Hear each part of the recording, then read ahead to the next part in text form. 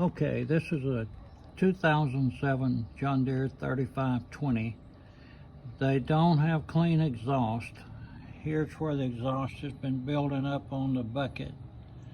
So I have this WD-40 Specialist Industrial Strength Cleaner that I'm going to put on for about 30 seconds and then clean it off. Okay, this is after about 20 minutes of soaking and cleaning. Comparing the before and after, you can see that the after is much cleaner. I'm not through with that yet. I'm looking to get a permanent solution to this problem. Hope to soon.